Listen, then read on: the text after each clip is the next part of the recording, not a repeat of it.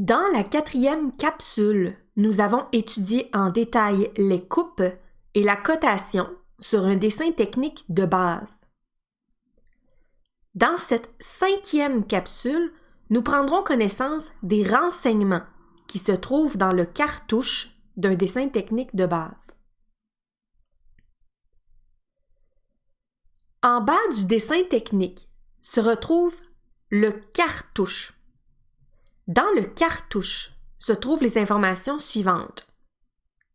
Le nom du concepteur, le titre donné au dessin technique, la date, puis l'échelle. Le titre du dessin technique doit être précis. Par exemple, ce premier dessin présente l'allure générale de la planche à roulettes imaginée par le concepteur, d'où le titre « Dessin d'ensemble de la planche à roulettes ». Ce deuxième dessin représente la même planche à roulettes dans son ensemble, mais les pièces qui la composent sont dissociées les unes des autres. C'est ce qu'on appelle une vue éclatée d'un objet, d'où le titre du dessin, dessin d'ensemble, éclaté, planche à roulettes. Le dessin éclaté fournit les renseignements essentiels qui guident l'assemblage des pièces qui composeront l'objet. L'ajout du terme « éclaté » dans le titre permet de distinguer le deuxième dessin du premier dessin. Imagine que je t'adresse la demande suivante. Remets-moi le dessin de la planche à roulettes avant midi demain. Tu ne saurais pas lequel me donner, car les deux dessins représentent la même planche à roulettes. C'est la raison pour laquelle il est important de donner des titres précis aux dessins techniques. Si je te demandais de me remettre le dessin d'ensemble éclaté de la planche à roulettes, là, tu n'aurais aucun mal à me remettre le bon dessin technique. Avant de passer au troisième dessin, j'attire ton attention sur cette pièce de la planche à roulettes, la pièce C.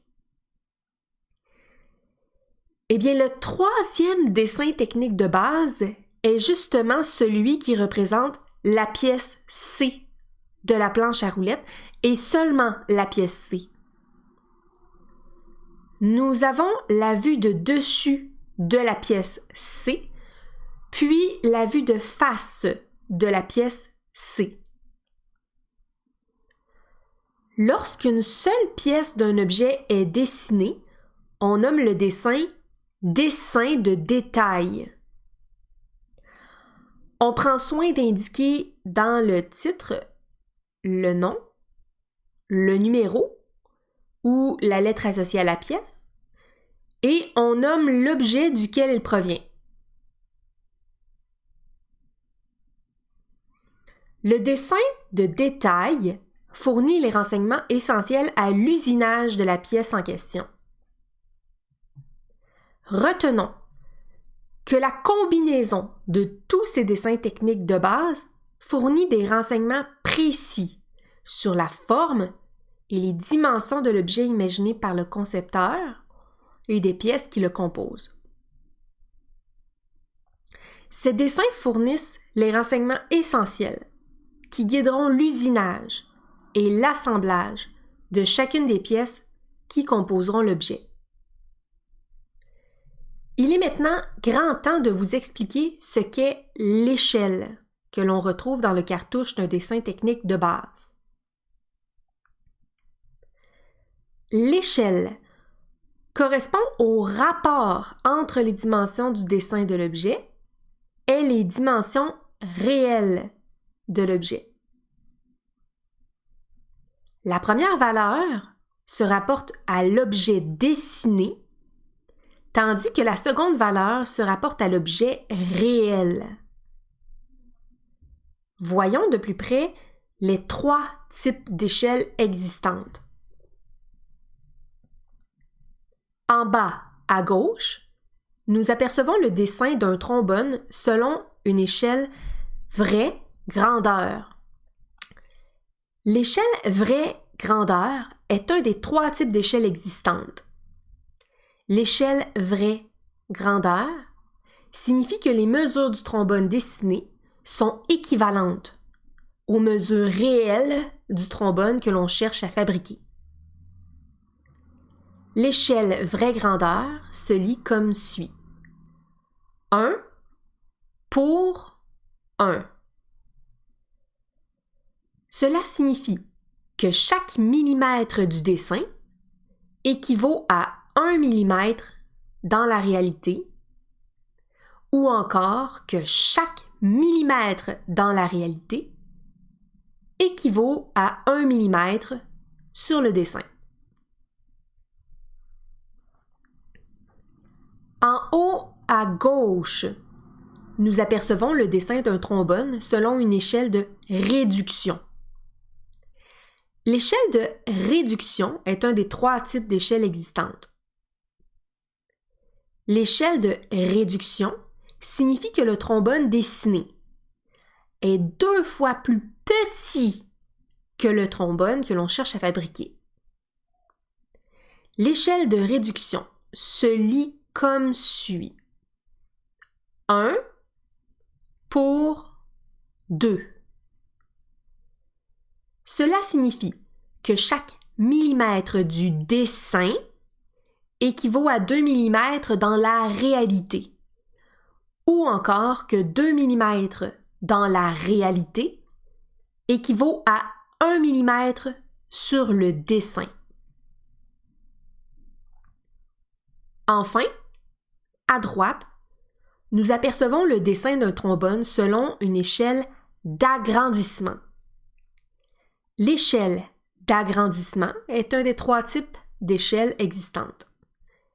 L'échelle d'agrandissement signifie ici que le trombone dessiné est 2 fois plus grand que le trombone que l'on cherche à fabriquer. L'échelle d'agrandissement se lit comme suit. 2 pour 1. Cela signifie que 2 mm sur le dessin équivaut à 1 mm dans la réalité, ou encore que chaque millimètre dans la réalité équivaut à 2 mm sur le dessin. On pourrait se poser la question: pourquoi voudrait-on utiliser une échelle autre que l'échelle vraie grandeur? Après tout, les mesures de l'objet dessiné selon l'échelle vraie grandeur sont équivalentes aux mesures réelles de l'objet que l'on cherche à fabriquer. Un dessin fait à l'échelle vraie grandeur représente alors le plus fidèlement possible l'objet réel. Eh bien, on utilise parfois d'autres échelles que l'échelle vraie grandeur parce qu'il n'est parfois pas pratique, voire impossible de dessiner un objet en respectant ses mesures réelles.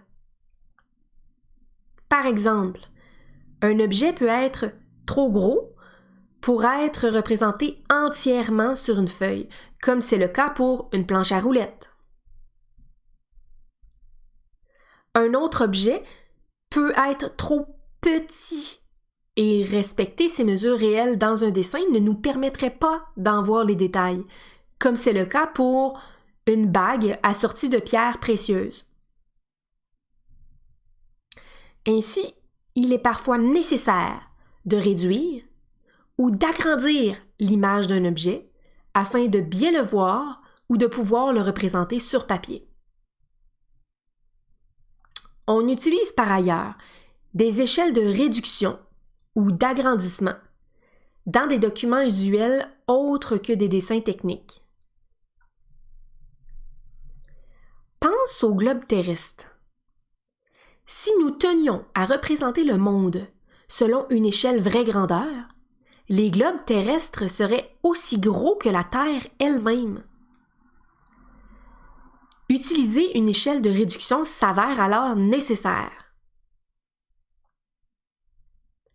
Lorsque tu consultes une carte routière, tu peux te référer à l'échelle présente sur le document pour estimer la distance que tu auras à parcourir de ton point de départ à ta destination. Pourriez-vous me dire ce que signifie ce rapport?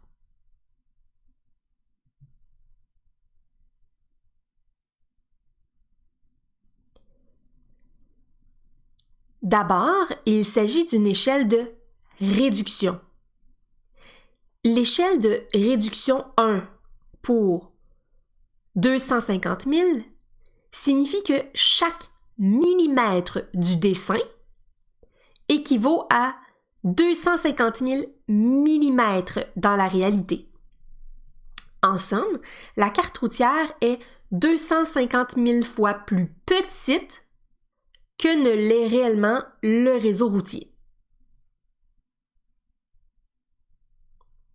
Pour savoir si on a affaire à une échelle de réduction ou une échelle d'agrandissement, il est essentiel de se souvenir que le nombre qui figure à gauche dans le rapport se rapporte à l'objet dessiné, tandis que le nombre qui figure à droite dans le rapport se rapporte à l'objet réel. Ici, on lit qu'1 millimètre sur le dessin équivaut à 50 millimètres dans la réalité. L'objet réel a donc été réduit d'un facteur 50 pour figurer entièrement sur la feuille. Ici, on lit que 10 millimètres sur le dessin équivaut à 1 millimètre dans la réalité. L'objet réel a donc été agrandi d'un facteur 10 pour nous permettre d'accéder facilement aux détails. Enfin, ce dernier tableau présente clairement l'utilité, la forme et la signification des 3 types d'échelles possibles. Pour représenter un objet tout en respectant ses dimensions réelles, on a recours à l'échelle vraie grandeur. Pour représenter un objet en réduisant ses dimensions, on se sert de l'échelle de réduction.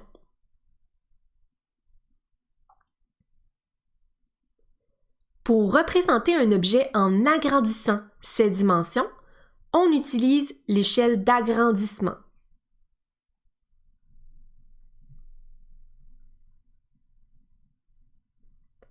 Afin de maîtriser les échelles, je vous recommande de compléter consciencieusement les exercices que j'ai ciblés pour vous.